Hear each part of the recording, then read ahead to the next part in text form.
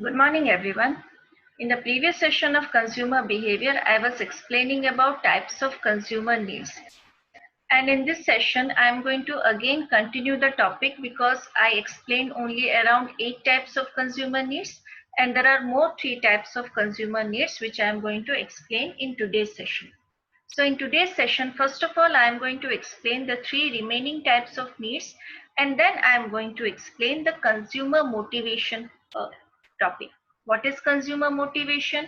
What are the components of consumer motivation? And then I am going to explain the dynamics of consumer motivation. Okay, so let's begin the session with the remaining types of need.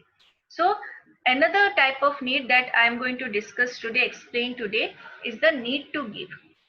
Now, as human beings, why do we feel that we need to give something to someone? We need to give something back to the society, to the people who does not have that privilege, who does not have the basic things that we require to survive. Why do, as human beings, we feel to do that? That is something we can say that is associated with our social image, because we think that when we do charity, it will improve our social image, it will improve our status in the society. And some people do it that to give themselves some kind of satisfaction that we have done something from others, for others. So that is the emotion because of which people feel that there is need to give something to the society, back to the people. Okay, so when people decide to give something, when they feel that there is a need to give something, it basically because of its implication for their social image. Okay, now because of this, many organizations, many people who earn a large amount of money, give donations to various charitable institutions, various old age homes, various organizations who do charity towards the people, even towards the animals also. So people give donation to those organizations, and these donations serve as a symbol of donors' wealth. More and more amount of money, if a person gives a large amount of money, that actually represents the wealth of a person. uh, in the society, we always feel that the rich people needs to give more amount of money in terms of charity, and those who do not earn that much amount of money, they can give less amount of money. So that actually represents the wealth the person has who makes the donation. Okay, now this need to give is not only limited to the money, because we give gifts to others also, to our family members, to our relatives, to the people with whom we have good relations, with whom we socialize. Why we feel the need to give something to someone else, why we are supposed to give gifts? Because that again improves our social image, that creates a healthy and good relationship between these two people who exchange gifts. So that is also some kind of need to give. There is another type of need to give, that is called self gift. Now in this busy situation, in the busy we can say the present situation, people work, people give too much of time to their job, too much of time to their work, they have very little time for themselves. So in order to encourage them, to motivate them, they give gifts to themselves in the ways of vacation, in terms of like relaxation. They book a day in a particular spa so that they can relax for an entire day.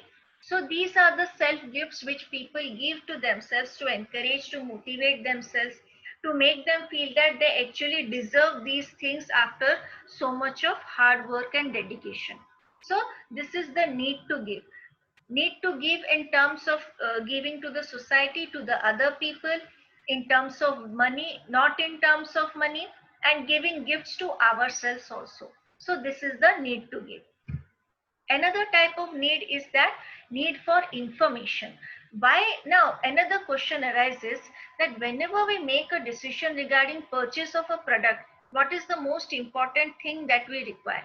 We require information regarding the product. Some people go to minute of the information in detail in order to make a purchase. Some people do not read such kind of information, they need general information, they do not even need the details of a particular product.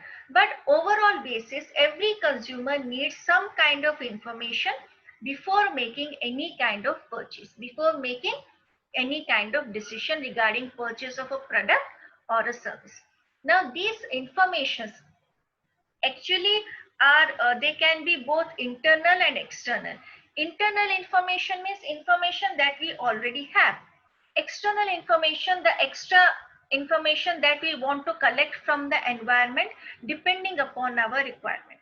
Suppose you want to purchase a, like take example, a notebook. You want to purchase a notebook. What is the information do you require? You just need to know what kind of quality the paper has and what is the price of the notebook. Is the quality and price actually can be justified or not? That kind of relationship we try to understand by gathering information. So when you go and purchase a pen, you may not require any kind of information, because if you want to purchase a pen for simply completing your notes, you will purchase a use and throw pen, which is extremely cheap. So that is, you do not read much kind of information when you purchase day-to-day things, the things that you use on a daily basis. But when you are making purchase, when you are making purchase in terms where you have to give a large amount of money, suppose you want to buy a home, whether you want to buy a car, whether you want to buy expensive gadgets, we need to collect more and more information. So the need for information also depends upon the product that we want to purchase. A simple product, a cheap product which may not have major influence, which may not need a large amount of money, a little bit of information is sufficient. But when it involves a large amount of money, when it is going to be an integral part of our life, then we collect more and more information. So that is the need for information. And the next point here says that without this need for information, as consumers, we will have very few reasons to even watch TV, to watch advertisement, to watch news, or even go and read newspaper. So this point simply says that depending upon our need, we try to find information, we try to gather information. Now, as a person, you want to know the situation, the present situation in your state. You will go and watch the regional news. What is the present crime level? You can search these information through in internet also, while going through different kinds of websites. What is the present number of corona cases? That if you want to know, you can go and you can search in the internet, or you can find it in any regional news. So the need of information actually depends upon the type of the type of information that we need, what kind of information we need, and on that basis we choose the source of information. So if as a person we do not require any kind of information, we will not choose any source of information that actually gives some kind of information to us. If you want to get information regarding any kind of games, you will go online and go for the reviews of the games. If you do not want to collect any kind of information regarding the budget, so you will not use any kind of news channels or newspapers regarding the budget. So you will use only the source of information depending upon the type of information you want. Okay. The next point here says that consumer need for information is important because its role in persuasion process. Okay. What is persuasion process here means? See, as consumers, we need to be persuaded by the companies to purchase the product. So information play a major role in convincing a consumer to purchase a product. So for example, you want to purchase a laptop, but you are not getting any kind of proper information from the company, or from the because the company is not revealing such kind of information regarding the product. So will you go and purchase the product? No. You will go and purchase that product which gives the information that you require in order to make a purchase.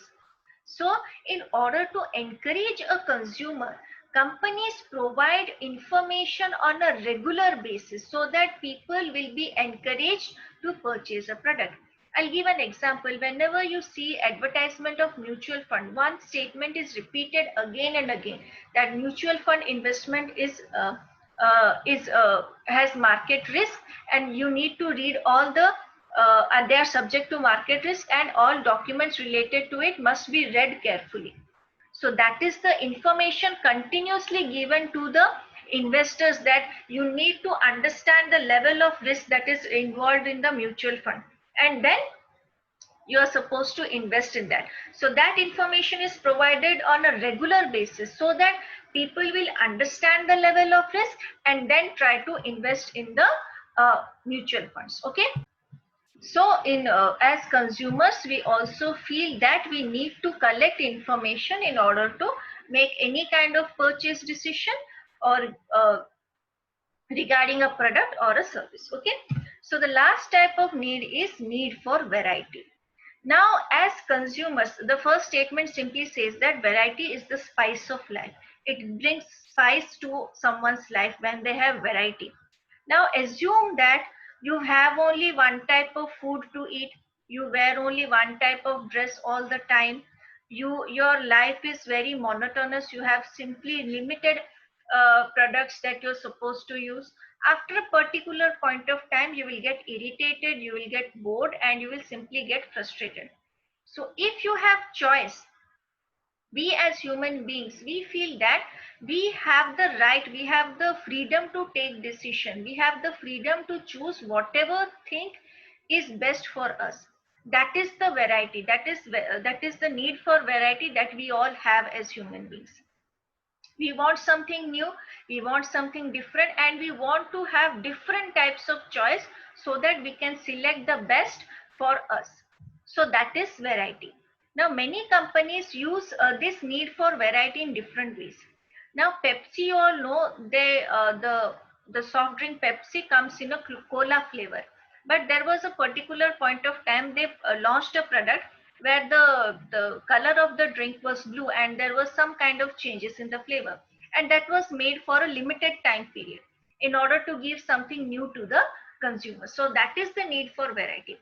As consumers, when we use one type of product again and again, we get irritated, we get bored, we need something new all the time, we need something new all the time. That's why we see the smartphone companies, they are launching like one mobile in, like, in a year they launch around 3 to 4 types of mobiles, or even more than that, just by making simple changes or little bit of improvement from the other previous version. In terms of camera quality, that is the main focus. What is the camera quality, what is the zoom, what kind of zoom it is available, what is the chipset, what is the memory available. So that is the need for variety. We need different types of products, so that we can choose what we need, which will satisfy our need. Okay. So that is the last type of need. Okay. So next I'm going to explain about consumer motivation. What is consumer motivation? Okay. Now here it says that consumer motivation is an internal state that drives people to identify and buy product or services that fulfills their needs. So as consumers, it is motivation is something which is internal to us, which helps us to identify the products that can satisfy our needs, and that encourages us to take action to convert our awareness into action. That means we are aware of a product, this is supposed to satisfy our product, but how it is going to satisfy our product? Until and unless we make a purchase. So it encourages us, it motivates us to identify the products which are going to fulfill our needs, and then purchase those products and services which we feel that it is going to satisfy our needs. That is motivation, an internal drive, a state that drives us to purchase goods and services. Okay. Now it is a force, we can say that it is a force that guides, initiates, and maintains goal oriented behavior in marketing context. Now what is goal oriented behavior? What is the goal here in marketing context? Now as a company, nobody wants that our consumers purchase product for once. They want their consumers to be loyal and make the purchase over and over again. So in order to maintain that kind of behavior, they need to motivate the consumers on a regular basis. They need to guide them, they need to make initiations, they need to make certain improvements or maintain the quality of the product so that the consumers will have the same kind of behavior over and over again and purchase the product over and over again. So in the marketing context, it is a force which guides, initiates and maintains the goal-oriented behavior. The goal is encouraging the consumers to purchase our product on a regular basis. That is in the marketing context. Now it is also said that it is what that causes us to change from awareness stage to action stage or buying stage. Now, like the need to information, we need to collect information regarding the product which we feel that is going to satisfy our need. So we are supposed to gather as much as information in order to make a decision. So collecting information is the awareness stage, that we are making ourselves aware about the information related to particular product. Now after collecting information, we get motivated to purchase a product. That after collecting information, we know that this product has all the features that we require, this product has all the elements which is going to help me to satisfy my need in a particular way. So that encourages me to convert myself from the awareness stage to the action stage, that is the buying stage. So motivation actually motivates consumers to purchase a product. It actually converts a product, converts a consumer from, or transfers a consumer from awareness stage to buying stage. Okay. Now we can say that there are many factors which can trigger motivation. Many factors means like example, an advertisement which is displayed on a regular basis over and over, it motivates you in some way, that this advertisement has something in it, it gives us information, it says that this is going to satisfy a need. So it triggers some kind of motivation and you go out and actually purchase the product. So there are many factors which actually triggers motivation. Okay. Now I'll give another example. Before any kind of movie or something, there is a specific message related to tobacco and alcohol, that consumption of these two elements can create serious health problems in any human being. The images that they show on a regular basis, how it affects our lungs, smoking, how tobacco affects our mouth, it may lead to mouth cancer and all that. So these kind of regular things can actually motivate a person to quit something. So it is not only always about encouraging someone to purchase a product. It may also about encouraging someone to change a habit. So that is a factor which triggers motivation. Either you're motivated to consume something, either you're motivated, you're encouraged to get rid of all the bad habits that you have that affects your body in a negative way. So that is also one type of motivation. So this is all about consumer motivation.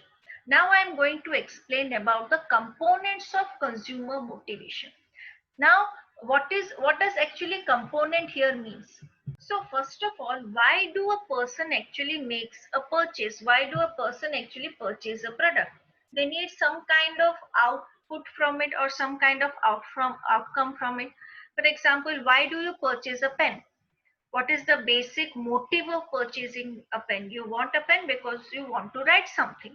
That is the basic expectation from the pen, that the pen is supposed to fulfill that kind of need.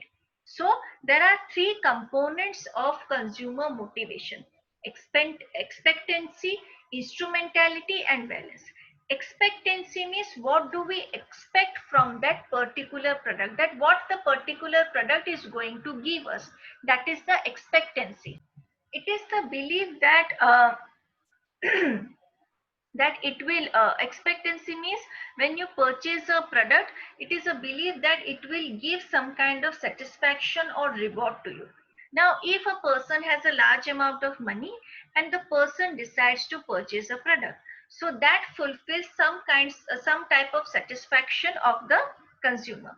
And there is another person who has the same amount of money but wants to save the money for future consequences, for future contingency. So that is the expectation of that person. So whenever we purchase a product, we have certain kinds of expectations in terms of satisfaction satisfaction of a need. So that is the expectancy. Next one is instrumentality. It believes that one's action will lead to some kind of reward. Now, when we purchase a product, we expect that this is supposed to satisfy our need. But what is the reward angle in this? Now, if we purchase a product, it will satisfy our need, but to some extent, it will reward us in a different manner also. Like, for example, when we purchase a lottery ticket, we have an expectation that we may have a chance to win the lottery, and after winning the lottery we will be rewarded with a large amount of money. So that is the reward element attached to the consumer motivation. We have expectation, and when that expectation is fulfilled, we think that it is a reward element of the product. Okay. And the next one is balance.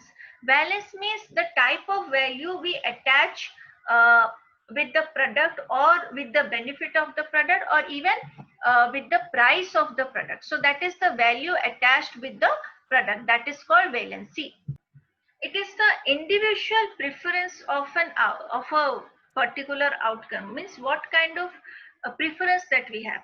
For example, a consumer purchase a product completely based on the price. So for that person, the outcome is that getting a product at a lower price. That is, one a person attaches a value in terms of price. Another consumer wants to get highest amount of benefit from a particular product, not by the price. The person wants value from the product. So that is the priority. So according to the preference, they attach value or they attach values to a particular product, a particular outcome, whether in terms of price or whether in terms of any kind of benefit. So here on the screen that you can see that the motivational force is composed of three kinds of components, that is expectancy, instrumentality and balance. These are the three components of consumer motivation. Okay. The next topic that I am going to explain today is dynamics of motivation. So motivation is highly dynamic and it changes constantly depending upon the needs of the consumer, depending upon the external environment, depending upon with whom we interact. So motivation keeps on changing. It is highly dynamic. Now the second point here says that needs and goals, they change and they grow in response to various conditions. Now, when you were a kid, your needs were different, your goals were different, but it kept on changing and growing when you became older and older. You became more ambitious, your goal became more fixed, and it changed a lot depending upon the increase in your age, the depending upon the people with whom you interacted, depending upon the environment within which you are living. So it simply means that our goals and needs keeps on changing depending upon the various conditions, various situations. In the same way, because our needs and goals changes, the motivation also changes. The way we motivate ourselves, what kind of things motivate us, they also changes, which depends upon various conditions. So here it is says that there is a point that if any goal is not attained, so this is not, I left out the T. So if any goal is not attained, they continuously strive for old goals and develop substitute. So like I said, if you have set a goal for yourself and you are unable to attain that goal, what they do, they continuously try to attain that goal. And even if trying a lot, even if after like spending a lot of time in order to attain a goal. They are not able to attain a goal. They try to substitute or develop a substitute, that if we didn't receive this, I'm going to try to get that. For example, a person wants to purchase an Apple iPhone, and the person tried a lot to arrange money, but he or she couldn't do that. So he will try to substitute this goal with another product which is cheaper than iPhone but has some kind of same features.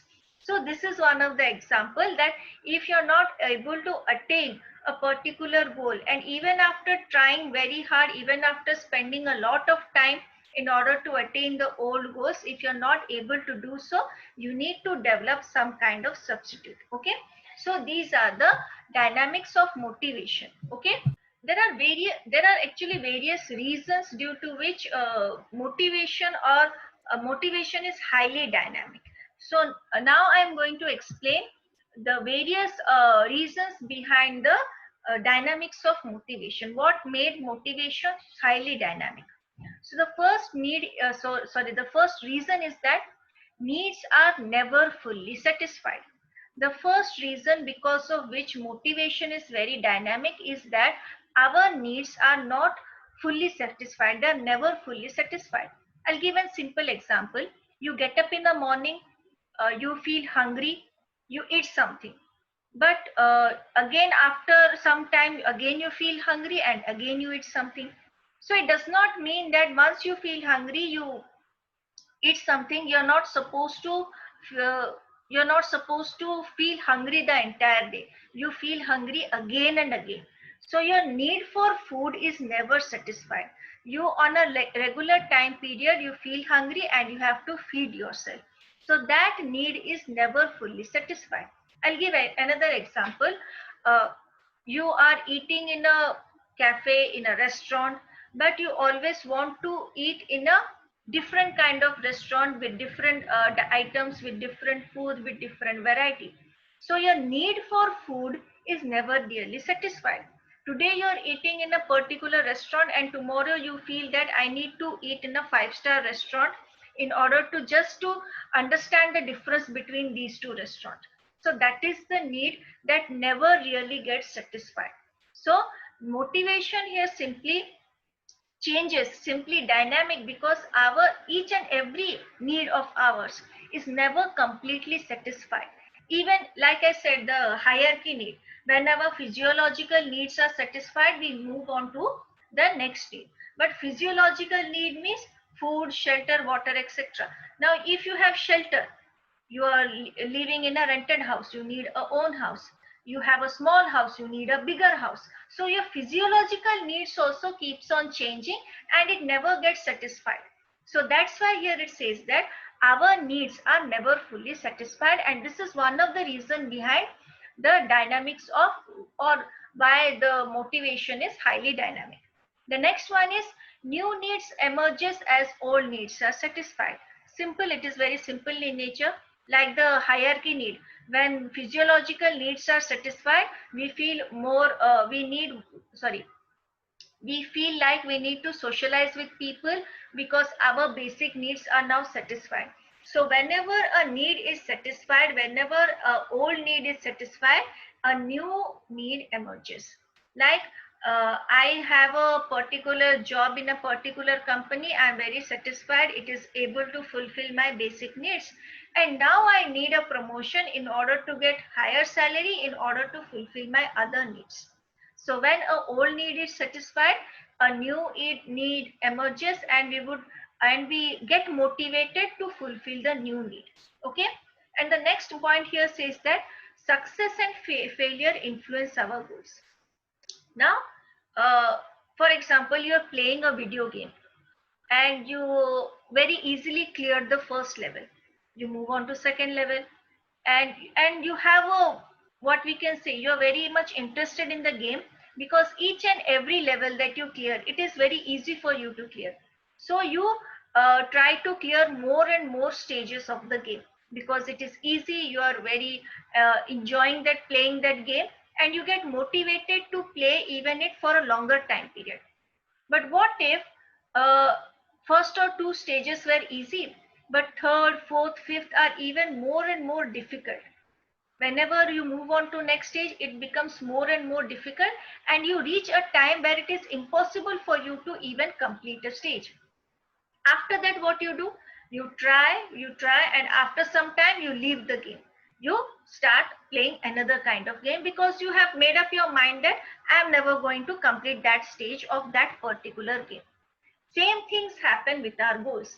When we easily achieve one of our goals, we move on to our next goal. So when we get success, when we become successful in achieving goals one by another, it gives us confidence, it gives us it motivates us to go to a higher goal. Okay, suppose you decided to get a job with a salary of 25,000, and you easily got that, you're doing really well. Now you're motivated to get a promotion with a higher salary, higher responsibility, and higher level of duties. So when you become successful in attaining one goal, your confidence level increases, and your next goal is even more difficult than your previous goal. So that is the level that you set for yourself. If you easily get success, or if you uh, get success in achieving your goals. But what if you fail in achieving your goals? You try once, twice, or thrice, and after a point of time, you try to develop a substitute goal. So that is the reason behind the dynamics of motivation. Because you are not able to attain your goals, it influences different types, sorry, it creates many types of situations. Another one is, the first one is substitute goal. If you fail, if you have faced failure in achieving one goal, you try to substitute that goal with another easier goal. In the previous point, what happens when you become successful, when you achieve those goals, your next goals used to be difficult than your previous goals, a higher level goals you set for yourself.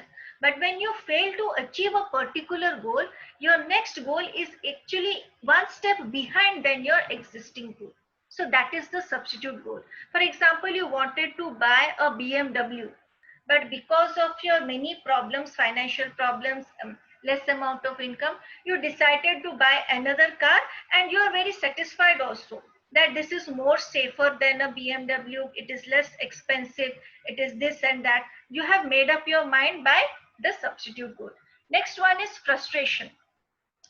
When you continuously face failure in achieving your goals, people become frustrated. And when they become frustrated, they do not try after a particular point of time. They forget about that goal also. Okay? This frustration arises because our inability to achieve a goal. Maybe we have set a goal which is extremely difficult for us. That depends upon people to people. Different people set different kinds of goals. So this frustration arises when we are incapable or unable to achieve our goal. When we regularly fail in achieving our goals, this may happen because of our some problem within ourselves, or because of change in the situation. So failure in achievement of goal does not mean that one person is not capable of doing so. This may also happen due to external changes, external problems, but this ultimately leads to frustration. The next one is defense mechanism. Defense mechanism arises when people fail to achieve certain kind of goals, and they become frustrated by trying over and over again for achievement of one type of goal. So in that time, they create a defense mechanism in order to maintain their self image or their image in the society. Like for example, a person wants to have a vacation in a European country, but the vacation trip is very expensive. And what the person does, the person blames it on their boss for not paying higher salary. And the person purchases a vacation trip which is less expensive than the dream vacation or whatever. So instead of going to Europe, the person decided to go to, like we can say, within the country, within a place, whether hiking or any kind of mountaineer place. So person has created a defense mechanism: because my boss is not paying me higher salary, That is the reason I am not able to afford a trip to Europe. And that's why I have decided to go somewhere within India, because it is less expensive, because it fits into the budget. But the blame is on the boss because he is not paying me higher salary. So that is the defense mechanism that people create when they fail to achieve any kind of goal. And the next one is multiplicity of goals and variations of goals. Now, these goals are multiple in nature. So here it simply means that people choose a particular goal because it satisfies more than one need. Now, a person wants to get a job with higher salary. So with higher salary, the person can satisfy various types of needs, buying a house, buying a car. And higher salary means definitely the person will be doing a job at a higher level, better position, better power over the subordinates. So one job, one ambition, one goal will simply lead to satisfaction of multiple needs. So that is the a type of motivation. People motivate themselves to attain one goal, but it actually leads to satisfaction of variety of needs, various needs. Same way, variations of goals. There are chances that people set different goals for themselves in order to attain only one type of need. So that may also be the result. That is the reverse of multiplicity of the needs. Okay, so this is the types of dynamism of motivation. That means what are the reasons behind the why the means what are the reasons behind the factor that motivation is highly flexible. So there is another point which has three sub points which I am going to discuss in the next session. And in next session I am going to also discuss the Maslow's need hierarchy theory, which is one of the most important motivation or theory of motivation. Okay, so in this session, I have explained about consumer motivation, what are the components and dynamics of motivation. In next session, I am going to explain the remaining point of dynamics of motivation, and then I am going to explain the Maslow's hierarchy theory. So that's it for today's session. We will meet in the next session. Thank you.